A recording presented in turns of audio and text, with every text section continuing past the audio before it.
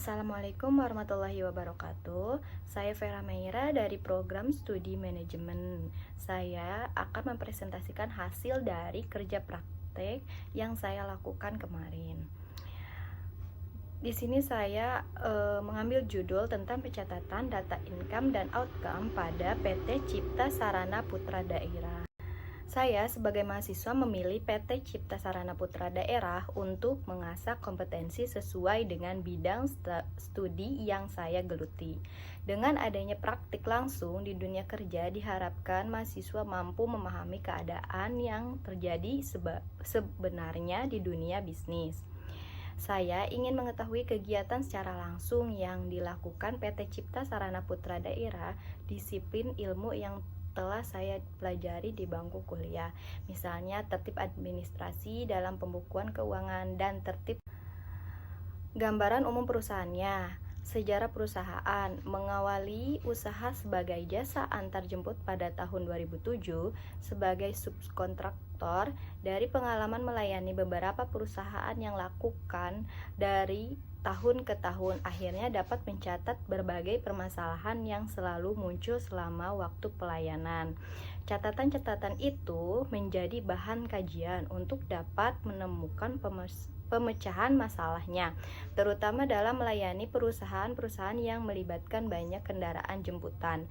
Sekilas, usaha ini seperti mudah dijalankan, namun pada kenyataannya di lapangan sangat banyak hal teknis yang perlu dikoordinasikan satu sama lainnya agar pelayanan setiap harinya tidak menimbulkan masalah yang merugikan bagi semua pihak, baik perusahaan, pengguna jasa, maupun sebagai organisasi perusahaan yang masih kecil.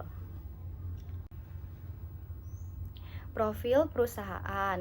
Nama perusahaannya PT Cipta Sarana Putra Daerah. Tanggal berdirinya tahun 2007.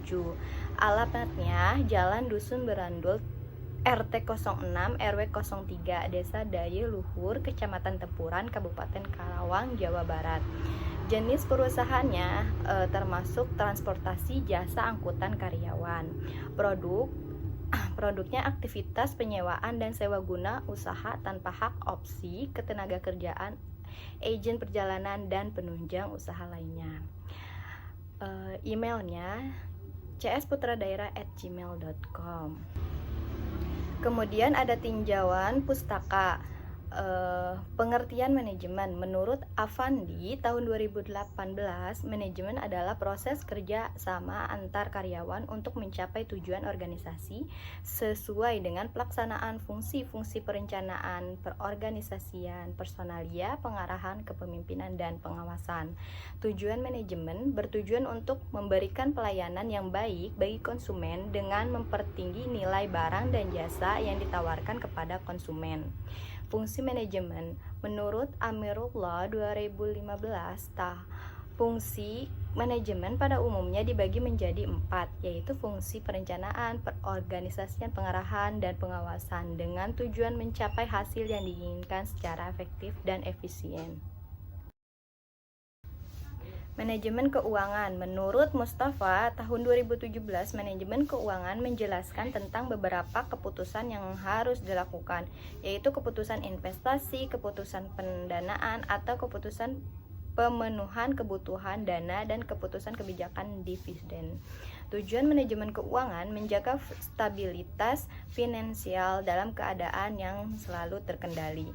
Fungsi manajemen keuangan. Menurut Husnan 2012, fungsi utama manajemen keuangan yaitu manajemen keuangan menyangkut kegiatan perencanaan, analisis, dan pengendalian kegiatan keuangan.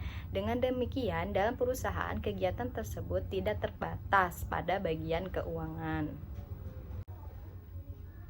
Transportasi atau pengangkutan adalah perpindahan manusia atau barang dari satu tempat ke tempat lainnya dengan menggunakan sebuah kendaraan yang digerakkan oleh manusia atau mesin. Transportasi digunakan untuk memudahkan manusia dalam melakukan aktivitas sehari-hari. Pentingnya transportasi dalam layanan jasa pengiriman barang logistik. Pada sebuah proses kegiatan logistik yang ada, sebuah alat transportasi penting untuk berdayakan agar distribusi barang logistik tersebut dapat berjalan dengan lancar. Mengingat Indonesia memiliki bentang geografis yang luas, maka hal tersebut diperlukan berbagai alat transportasi yang ada demi kelancaran arus logistik yang ada. Tugas-tugas yang dilakukan. Adapun tugas-tugas yang dilakukan selama pelaksanaan kegiatan kerja praktik yang dilaksanakan selama 6 bulan, mulai hari Sabtu tanggal 29 Januari 2022 sampai Minggu tanggal 29 Juni 2022 dengan pelaksanaan kerja dari hari Sabtu dan Minggu. Uraian pelaksanaan kerja praktek. Tugas utamanya yang pertama melakukan penginputan data transportasi atau memahami setiap data transportasi dan alur atau rute yang akan dijalankan setiap harinya. Yang kedua, menginput data invoice unit kendaraan kecil atau mempelajari bagaimana cara input atau mengisi data invoice untuk kendaraan kecil. Yang ketiga, menginput data penjadwalan unit yang jalan kendaraan kecil maupun minibus atau elok, atau mempelajari proses input data penjadwalan unit yang jalan kendaraan kecil maupun minibus atau elok. Yang keempat, pendataan unit yang keluar, mendata langsung unit kendaraan yang keluar. Tugas pendukung, yang pertama melakukan print berkas data, yang kedua melakukan fotokopi berkas. Permasalahan dan solusi. Permasalahannya yang muncul saat pelaksana kerja praktik pada koordinator wilayah bidang administrasi keuangan Kecamatan Tempuran antara lain sebagai berikut. Yang pertama, tidak terstruktur data rute karyawan unit kecil maupun besar. Yang kedua, masih menggunakan surat jalan manual sehingga tidak efektifnya waktu. Solusinya, adapun solusi yang dapat diberikan oleh saya pada permasalahan di atas adalah yang pertama, membentuk atau membuat data rute secara digital dengan menggunakan spreadsheet. Yang kedua, membuat surat jalan menggunakan sistem input otomatis. Kesimpulan dari kerja praktik ini adalah yang pertama, praktikkan mengetahui spesifikasi pekerjaan pada manajemen keuangan di PT Cipta Sarana Putra Daerah. Yang kedua, praktikkan mendapat pengalaman kerja sesuai dengan teori yang telah diperoleh selama perkuliahan.